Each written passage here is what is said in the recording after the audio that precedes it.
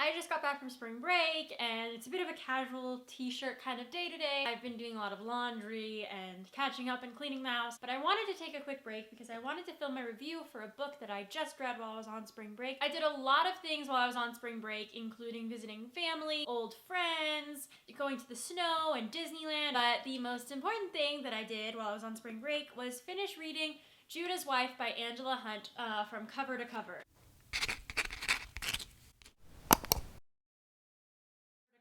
And it's been through some travel, wear and tear. So Judah's Wife is a book about Judah Maccabeus, and it's a novel of the Maccabees.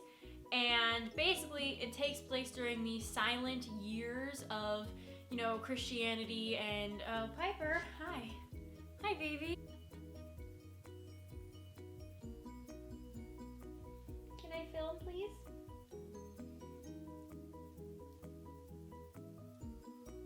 It is the second book in Angela Hunt's The Silent Years series, and if you don't know what the Silent Years are, the Silent Years is the time between the last book of the Old Testament and the first book of the New Testament, because there's actually a significant gap of time between them when people were waiting for the Messiah. They're called the Silent Years, and it's very interesting, and it's very mysterious, at least it is to me.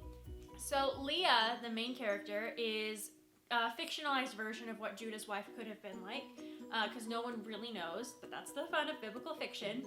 And she has had an abusive childhood and a very hard life, and she's lived in this turmoil of, you know, what is the Jewish nation, what is the Jewish culture? It's kind of being torn apart by different political and social movements in the time period.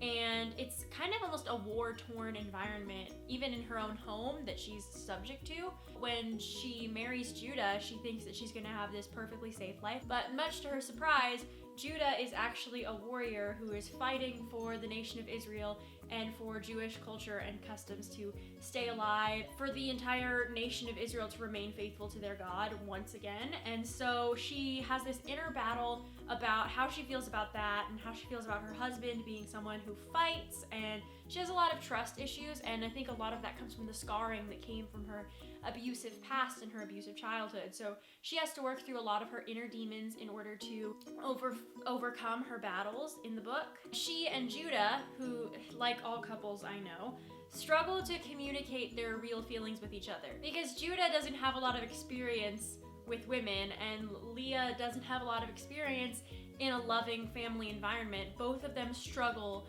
time and time again to connect with each other, to communicate their feelings, to really, you know, argue if you have to argue, or just discuss something if you need to discuss something or a problem that you're having in the relationship. And so these rifts develop between them, and it just gets harder and harder and harder for them to get back to a place where they're having this healthy marriage relationship. It doesn't help that Leah has spent all of her life under the thumb or fist of her father and has virtually no idea what love even looks like, and so even when Judah tries to show that he does truly love her, she is unable to receive it because she doesn't understand his love language or even the languages of love in general. All he wants is her love, and she doesn't even know what that is. Will she ever realize what true love really means, or will it be too late? And that is basically the stakes of this novel. Judah, being a warrior, is in this incredibly war-torn environment. He's subject to danger every day, and she's not comfortable with that, and she really doesn't know where she'll be if Judah suddenly is killed in battle, or, you know, even where she is in her faith at all. She doesn't understand why God has called her husband to this, or why God has called her to being his wife, and she wants out of it. You guys know that I love biblical fiction because it takes something that is fact and it writes fiction around it, and in some places can even fill in the gaps where we don't actually have a lot of information, but we can infer based on other facts and tell a powerful, moving story. And that's exactly what this book is, especially for me, since I know absolutely nothing about the Silent Years, and that's what I find so interesting about Angela Hunt's Silent Years series, which begins with Egypt's sister, a story of Cleopatra, and is followed by a book coming soon. I believe that book is called Jerusalem's Queen.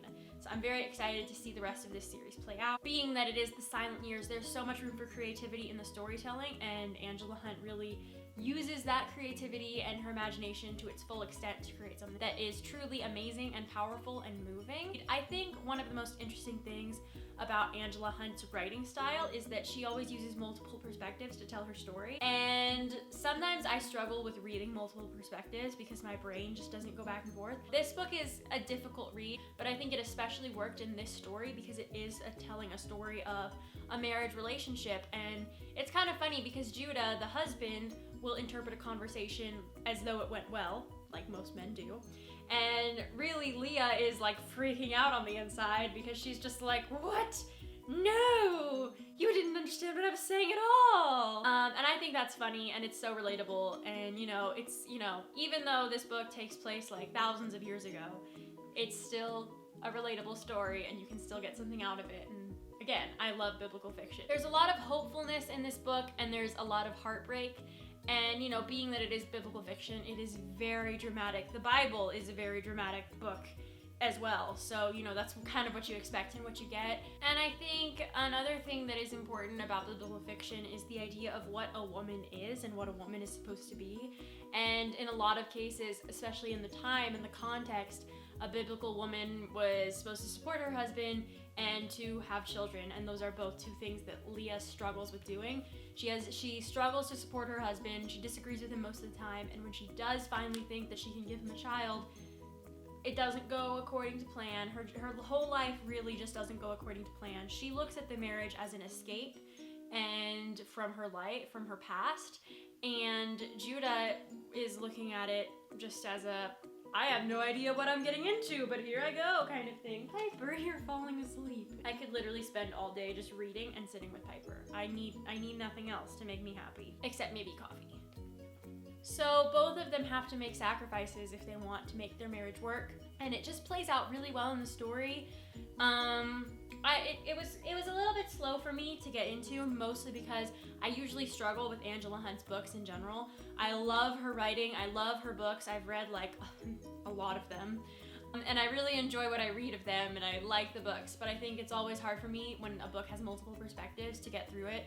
And just because it's hard, because when I read I get into the mindset of a character and then the mindset changes or the perspective changes, and I'm only one human, I only have one perspective, why do I have to understand hundreds? But I do love multiple perspectives, and I do think she uses that very well in her writing. I would highly recommend this book if you're interested in biblical historical fiction. A lot of biblical fiction books, especially in the Christian fiction genre, where women are the primary demographic, they just take they make a book about a popular female character in the Bible, which nothing against that. I eat those up like they're candy. And this one really does take a risk and it tells a story that we don't know about necessarily, and it does a really good job of that. I love the cover. I think the cover is gorgeous and the colors are just, did I say gorgeous? I think it's so relatable, especially from a marriage relationship perspective or just a relationship perspective in general, or just if you ever struggled with communicating with humans, especially girls to guys and guys to girls and vice versa. It's really funny. It's sad and in some ways tragic, but it's also very it has a real grasp on the human condition and what communication is like and how communication can lead to serious breakdowns in relationships, and I really liked that, and I really enjoyed the entire book overall. I posted a slightly more detailed blog review on this book at my website at www.jennavanmourik.com, and I also post about this book and many more books that I'm reading on Instagram at Jenna Van Mourik. I really hope you liked this video. It was a little bit spontaneous. I wasn't planning to film today, hence the light makeup, t-shirt, messy background, whatever.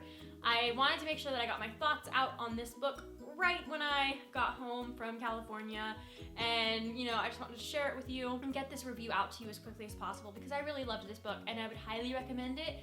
I really hope you liked this video. Thank you so much for watching, and I'll see you in the next one. Bye! And don't forget to like and subscribe if I didn't already say that.